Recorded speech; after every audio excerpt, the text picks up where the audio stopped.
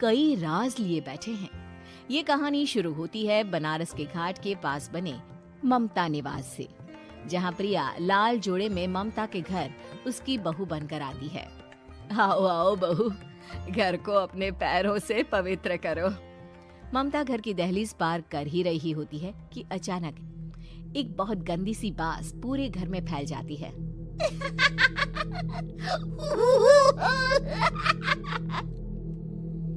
ये बदबू और ये आवाजें, ये कौन हंस रहा है माँ? अब ये पड़ोसी ना हमारे थोड़े अलग से है। कहाँ हम शाकाहारी और ये मांस मच्छी खाने वाले। छोड़, तू ध्यान मत दे और गृह प्रवेश कर। और हाँ बहू, अपनी सास की एक बात हमेशा याद रखना, इन पड़ोसियों से तो कभी बात नहीं करेगी। अच्छे लोग नहीं है ये। अपनी सास की ये बात मानेगी ना बेटा? हाँ माँ, जो आपकी मर्जी, मैं उनसे बात नहीं करूंगी। अगले दिन प्रिया अपनी पहली रसोई बनाने रसोई घर में जाती है। ये छोकी बात तो नाक में जा रही है। एक काम करती हूँ, खिड़की खोल देती हूँ। प्रिया खिड़की खोलने जाती है। इतने जाले, लगता है इस खिड़की को कभी खोला ही नहीं गया। पर ऐसा क्यों? ओह, नॉन वेज की स्मेल आती होगी ना। 2 मिनट के लिए खोल लेती हूँ, फिर बंद कर दूंगी। प्रिया खिड़की खोलती है। खिड़की खोलते ही उसकी नजर सामने वाले घर की खिड़की पर पड़ती है, जहाँ एक लड़की खड़ी होती है। हाथों में मेहंदी, लाल रंग की साड़ी, बिल्कुल सजी धजी, मानो प्रिया की तरह ही वो भी नई नवेली बहू हो। वो प्रिया को देखकर मुस्कुराती है। हे भगवान, माँ ने तो इनसे बात करने को मना किया था। प्रिया फौरन ही खिड़की बंद कर देती है और तवे पर चढ़े रोटी की ओर देखने लगती है, पर वहाँ रोटी न होकर मछली पड़ी होती है। ये क्या? पहली ही रसोई में इतनी बड़ी गलती! हे भगवान, अब मैं क्या करूं?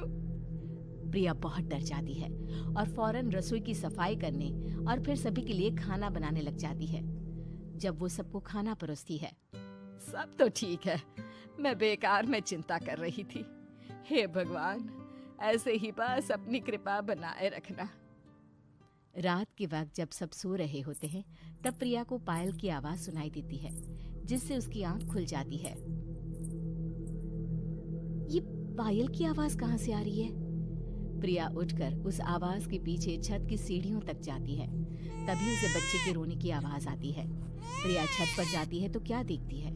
वही लाल साड़ी वाली लड़की अपनी गोद में एक नवजात बच्चे को घुमा घुमा कर सुला रही है। तभी प्रिया की नजर उसके पेट पर पड़ती है। ओह गॉड, ये तो प्रेग्नेंट भी है। सुनिए, बच्चा सो नहीं रहा है क्या? मैं कुछ मदद करूं? नहीं नहीं, आपके घर वालों को अच्छा नहीं लगेगा, मैं संभाल लूंगी।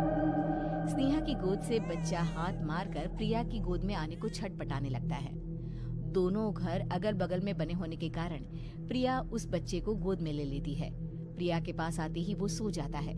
बच्चे का वो स्पर्श रात भर प्रिया भूल नहीं पाती और अगली सुबह वो छत पर कपड़े सुखा रही होती है। तभी उसे एक औरत इशारा करके बुलाती है। स्नेहा कह रही थी बाबू तुम्हारी गोद में आते ही सो गया। मैं गौरी, स्नेहा की माँ हूँ। बहू, घर आना, बाबू को खिला भी लेना। शाम को जब घर पर कोई नहीं रहता, बच्चे से मिलने के लिए प्रिया छिपकर अपनी पड़ोसन के घर चली जाती है और कुछ देर बच्चे को खिलाकर वापस लौट आती है। इसके कुछ दिन बाद ही प्रिया को पता चलता है कि वो माँ बनने वाली है। ममता की खुशी का ठिकाना नहीं रहता।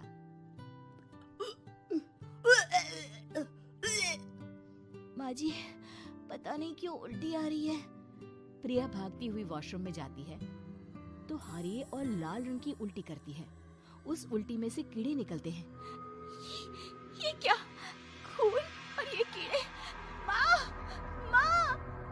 प्रिया की आवाज सुनकर ममता दौड़ कर आती है, पर बेसिन में कुछ नहीं होता।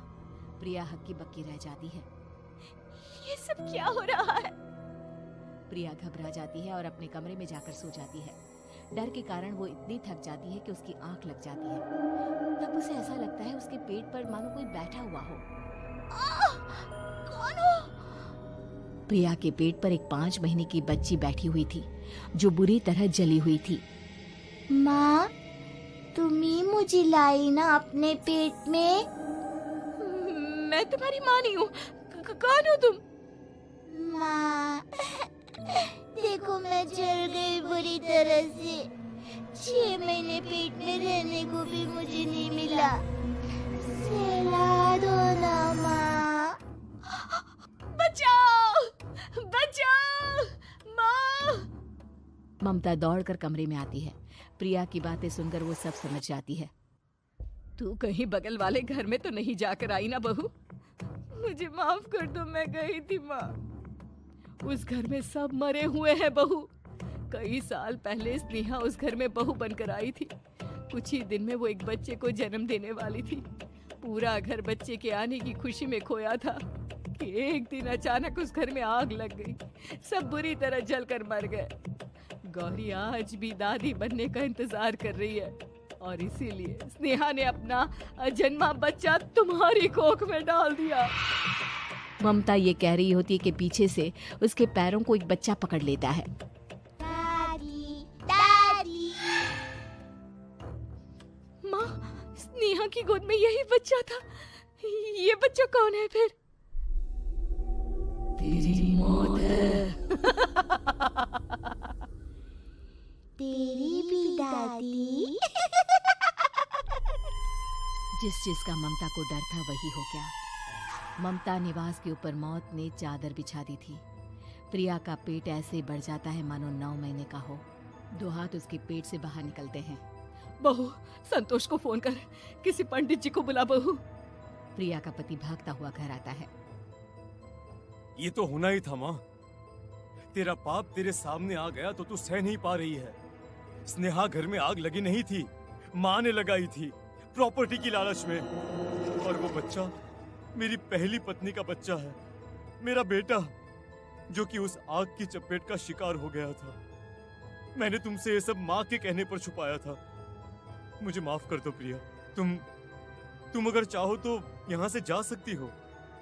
मैं तुम्हें किसी भी बंधन में रखना नहीं चाहता। मेरी शादी हुई है आपसे, मैं आपको छोड़ नहीं सकती, पर उससे पहले हमें स्नेहा, उसकी माँ और बच्चे की आत्मा की शांति करवानी होगी।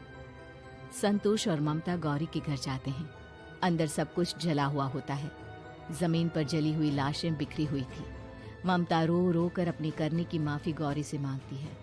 प्रिया स्नेहा के घर वालों का अंतिम संस्कार करवा देती है और ममता निवास फिर से आत्माओं के साए से मुक्त हो जाता है।